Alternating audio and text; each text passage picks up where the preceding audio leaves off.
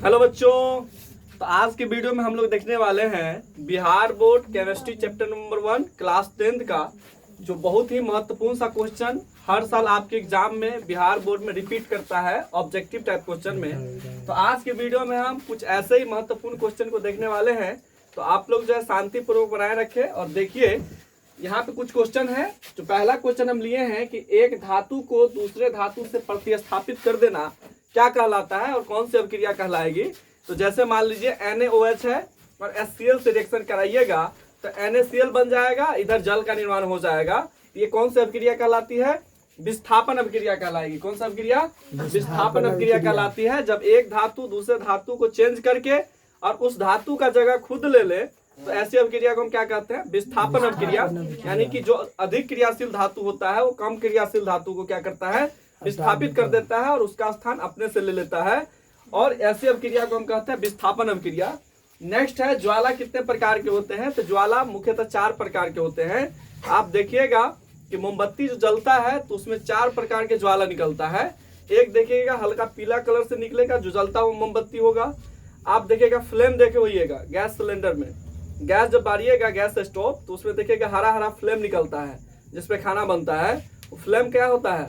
कैसा? नीला नीला होता है। कैसा होता है? नीला। तो जितना नीला होगा उतना अधिक उष्मा देता है वो, समझा गया? जितना लाल होगा उतना कम उष्मा देगा। तो आप देखिएगा कि जब घर में खाना बनता है और सिलेंडर खत्म होने वाला होता है तो धीरे धीरे देखिएगा फ्लेम का जो लाइट होता है हल्का हल्का रेड होने लगता है, लाल होने लगता है। इसका अर्थ है कि उसमें से कम उष्मा निकल रहा है, उष्मा की मात्रा कम जाता है और जितना नीला फ्लेम होगा उतना ही अधिक उष्मा से उसमें से विस्तृत होता है। तो कहने का अर्थ है कि ज्वाला कितने प्रकार का होता है? तो ज्वाला आपको देखने को मिल जाएगा कहाँ? मोमबत्ती में। तो जलता हुआ मोमबत्ती में आपको देखने को मिल जाएगा। तो कुल 4 प्रकार के ज्वाला होता है। एक होता है नीला ज्वाला, काला, दीप्त और अदीप्त। माने कि कुल 4 प्रकार के ज्वाला का क्षेत्र कह सकते हैं हम।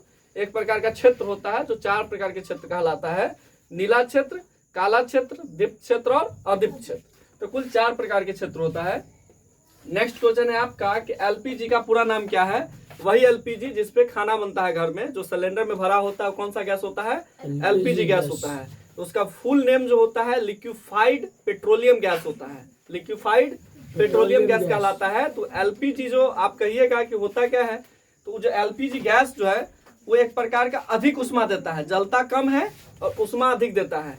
ऐसा कहा जाता है कि 1 किलोग्राम हमारे 1 ग्राम आप एलपीजी गैस जलाइएगा तो 50 किलो जूल हीट देता है, वो उष्मा देता है।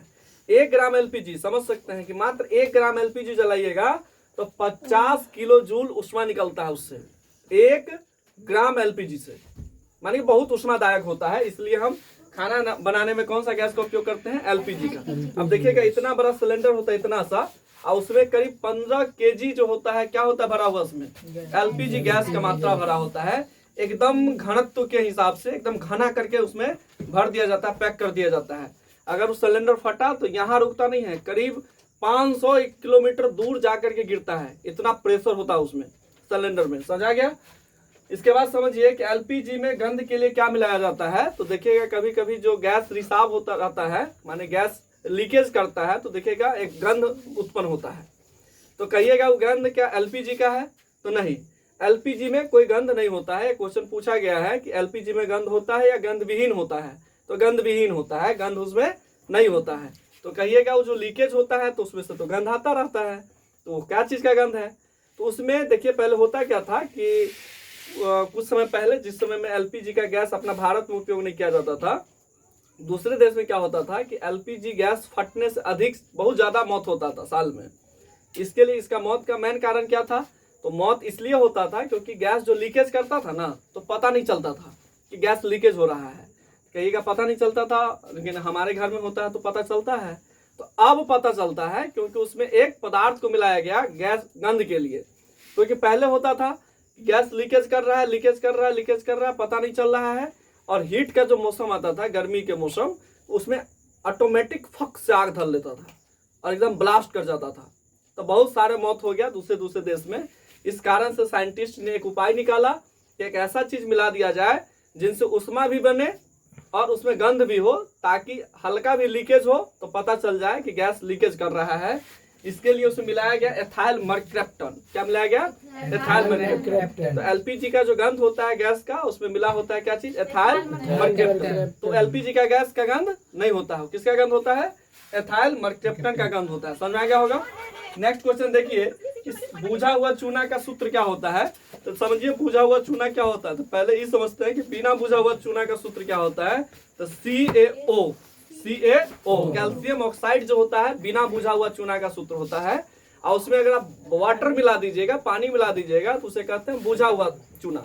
तो होता कब है? देखिएगा जब पेंट होता है घर का दीवार का, तो उसमें जब नादी में रख करके बहुत सारा और चूना उसमें रख दिया जाता है पानी में, तो देखिए उसमें से क्या निकलता रहता है? उष्मा, है ना, खौलने लगता है, गर्म पानी की तरह खौलने लगता है। और उस चूना को हम कहेंगे बुझा हुआ चूना। तो बुझा हुआ चूना में जब पानी मिला दीजिएगा, बिना बुझा हुआ चूना में पानी मिलाने के बाद कौन सा चूना बन जाएगा? बुझा हुआ चूना, जो पप्पा सब खैनी मिला करके खाते हैं आराम से, है ना। कौन चूना है? बुझा हुआ। आज जो ब्लीचिंग पाउडर के रूप में चाहे कोई पर्व त्योहार होता है तो कढ़ाई साफ करने के तौर पे जो है आप यूज करते हैं, तो वो पाउडर के फॉर्म में होता है। तो बिना बुझा हुआ चूना, उसमें वाटर मिला दीजिए तो बुझा हुआ चूना।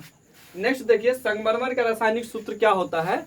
तो पहले हमारे गांव में एक स्थान है, वहां से बच्चे में जो है ना, बहुत बच्चा सब पत्थर लाया करता था, उजला उजला, है ना। तो उजला वाला पत्थर जो होता था वो संगमरमर होता था। क्या होता था? संगमरमर। तो संगमरमर का सूत्र क्या होता है? CaCO3। इसका साइंटिफिक नेम क्या हो गया? Calcium carbonate. CO3 को कार्बोनेट कहते हैं। इसके अगर H लगा देंगे तो बाइकार्बोनेट होता है। तो कैल्शियम कार्बोनेट सूत्र होता है किसका? संगमरमर का सूत्र होता है, संगमरमर का फॉर्मूला होता है। नेक्स्ट क्वेश्चन है आपका कि दो आयनों का अदला बदली करके क्या कहलाता है। तो देखिएगा जब दो आयन आपस में अदला बदली कर लेता है तो उसे हम कहते हैं द्विविस्थापन। क्या कहते हैं? द्विविस्थापन। वो कहता है दो आयन आपस में अदला बदली करेगा, कहने का अर्थ है तो वो इसके स्थान पे आ जाएगा और ये वाला उसके स्थान पे चला जाता है। तो ऐसी परिस्थिति को हम क्या कहते हैं? द्विविस्थापन अभिक्रिया कहते हैं। नेक्स्ट क्वेश्चन है कि ऊष्मा का निष्कासन किस अभिक्रिया में होता है। तो अभी हम देखे हैं कि चूना जब पानी में रखे थे तो क्या निकल रहा था? हीट निकल रहा था, उष्मा निकल रहा था। तो इस प्रकार की अभिक्रिया को कहते हैं ऊष्माक्षेपी। ऊष्माक्षेपी। आज जो अभिक्रिया होने के लिए हमें ऊष्मा बाहर से देना हो उसे हम कहते हैं ऊष्माशोषी। तो कहिएगा ऐसा परिस्थिति कब आता है? तो पानी जब आप हीट करते हैं, गर्म करते हैं या आलू को उबालते हैं, उसमें ऊष्मा हमें देना पड़ता है अभिक्रिया होने के लिए, माने आप आलू को क्या करने के लिए? पकाने के लिए। तो उसको कहते हैं ऊष्माशोषी। आज जिस अभिक्रिया के फलस्वरूप ऊष्मा निकले, जैसे कि चूना में, पानी में आप चूना डालिएगा तो उसमें से ऊष्मा क्या होता है? निकलता है। हम लोग सांस छोड़ते हैं तो ऊष्मा निकलता है। हम लोग लेते हैं ठंडा हवा, छोड़ते हैं गर्म हवा, तो कौन सी अभिक्रिया कहलाएगी? ऊष्माक्षेपी अभिक्रिया कहलाएगी। नेक्स्ट है विद्युत के कारण होने वाली अभिक्रिया को क्या कहते हैं? तो बिजली के कारण होने वाली अभिक्रिया। देखिएगा ठंडी के मौसम आएगा तो हजामत के जो दुकान होता है जहाँ पे दाल माने केस उसका काटने जाते हैं आप, दारूरी, तो उसमें ठंडा पानी से इसे लगा देता है तो कहता है थोड़ा गर्म पानी यूज कीजिए। तो क्या करते हैं सब इमरजेंसी में दो ब्लेड बांध देते हैं, अब ब्लेड को रख देते हैं कहाँ? पानी के अंदर। तो पानी क्या हो जाता है? हीट।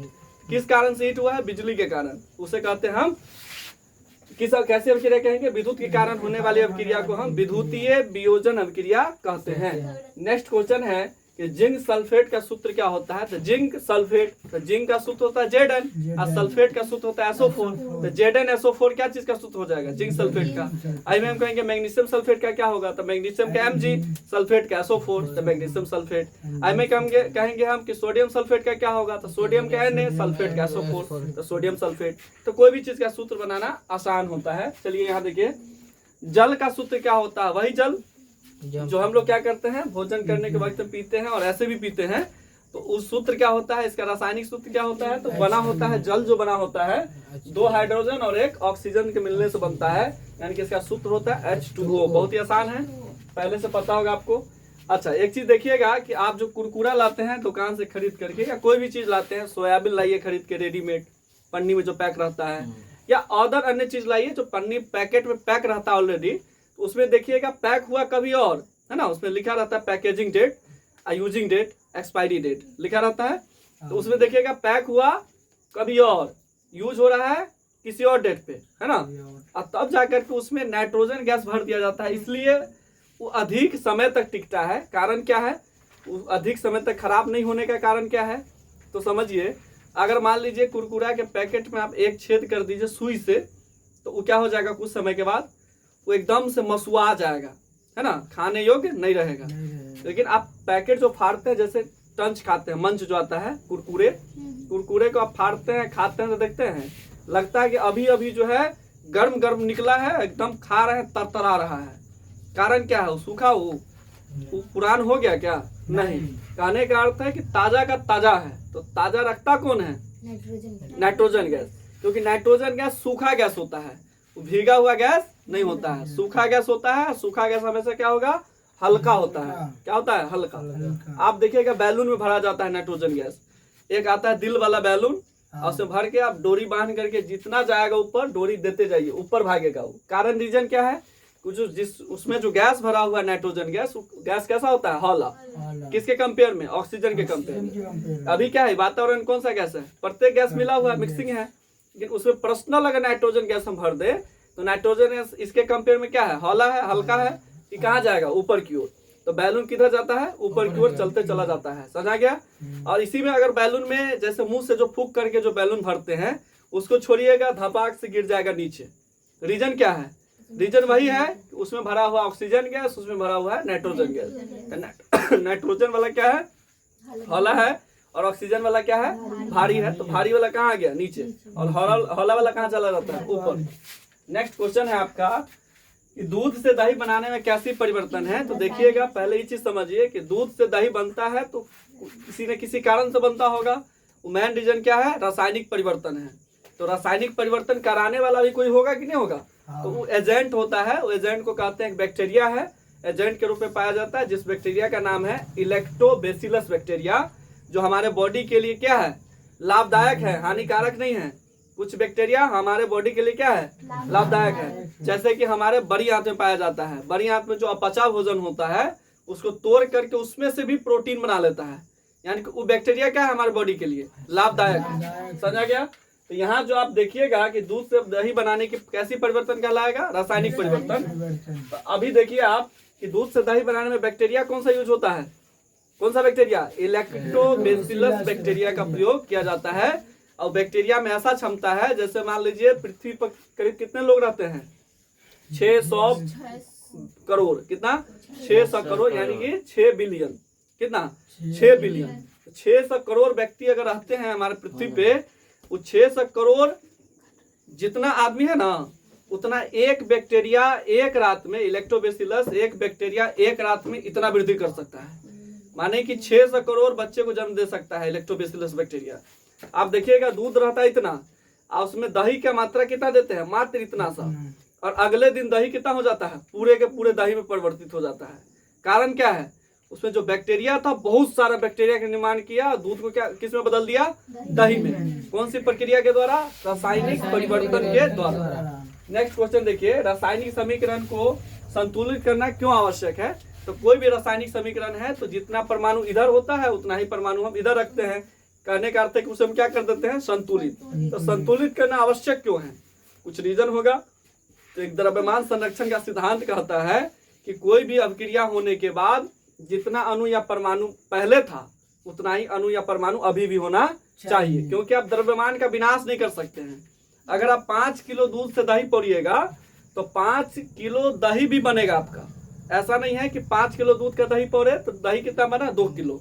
ऐसा होता है क्या? नहीं। ओवरऑल आप काउंट कीजिएगा या नाप करके देखिएगा तो 5 लीटर दूध का दही कितना? 5 लीटर ही होगा। समझा गया? तो कहने का अर्थ है कि द्रव्यमान क्या रहता है? कंजर्व रहता है, उसे आप खत्म नहीं कर सकते हैं। चलिए अब इधर देखते हैं, जो इस अभी फ्रेम में नहीं दिख रहा है, तो फ्रेम को हम सेट करते हैं। वीडियो में बने रहे। धन्यवाद। चलिए अभी हम 15 नंबर क्वेश्चन देख रहे हैं आपका। यहाँ दिया गया है, गैस और अवक्षेप का संकेत किस प्रकार से लिखते हैं? तो कोई भी गैस होगा तो किधर उड़ेगा? ऊपर की ओर उड़ता है। और अवक्षेप माने होता है गाद। गाद यानी कि कोई भी कचरा सा, तो कचरा किधर बैठ जाता है? नीचे की ओर। और गैस किधर उड़ता है? आसमान में, ऊपर की ओर। तो कोई भी गैस का संक्षेपण जो लिखा जाता है, ऊपर के तीर मार करके, और अवक्षेपण का नीचे की ओर तीर मार करके। यानी कि अवक्षेप हमेशा नीचे बैठता है और जो भी गैस होता है उड़ता किधर की ओर है? ऊपर की ओर। नेक्स्ट क्वेश्चन है आपका कि मैग्नीशियम कार्बोनेट का सूत्र क्या होगा? तो अभी हम बताए थे पीछे कि मैग्नीशियम कार्बोनेट है तो MgCO3 दे दीजिए, वो बन गया मैग्नीशियम कार्बोनेट, जो यहाँ पे लिखा गया है। दो से अधिक पदार्थों का जुड़ना क्या कहलाएगा? तो हम बताए हुए थे पीछे भी और अभी भी बता देते हैं कि संयोजन अभिक्रिया में होता क्या है, तो आप कितना चीज को भी, कोई भी चीज को जोड़ दीजिए, या 2 जोड़िए, 3 जोड़िए, या 8 जोड़िए, या 10 जोड़िए, बन करके केवल बनेगा तो 1 बनेगा। संयोजन में क्या होता है कि कितना भी पदार्थ को जोड़िए बनेगा केवल 1, उस अभिक्रिया को हम कहते हैं संयोजन अभिक्रिया। नेक्स्ट क्वेश्चन देखिए यहाँ पे, आपका हाइड्रोजन आयन जल के अणु के साथ किस रूप में विद्यमान रहता है। तो हाइड्रोजन आयन जो है जल के अणु के साथ हाइड्रोनियम आयन का निर्माण करता है, उसका रिएक्शन करवाइएगा। हाइड्रोजन आयन का रिएक्शन करवाइएगा पानी के साथ, तो हाइड्रोनियम आयन बनाता है, यानी कि H3O+ का निर्माण करता है। तो आज के वीडियो में हम कुल जो है यहाँ पे 18 क्वेश्चन देखे हैं, जो आपके एग्जाम प्रीव्यू से जो है बहुत ही इंपॉर्टेंट क्वेश्चन है। इसे आप अगर अच्छी प्रकार से याद कर लेते हैं और देख लेते हैं तो आपके एग्जाम में ऑब्जेक्टिव क्वेश्चन गारंटी है कि 2 से 3 नंबर यहाँ से आने वाली है। तो धन्यवाद, आज यही रखते हैं। लाइक कमेंट कर दीजिए अगर सेशन पसंद आया हो तो। धन्यवाद।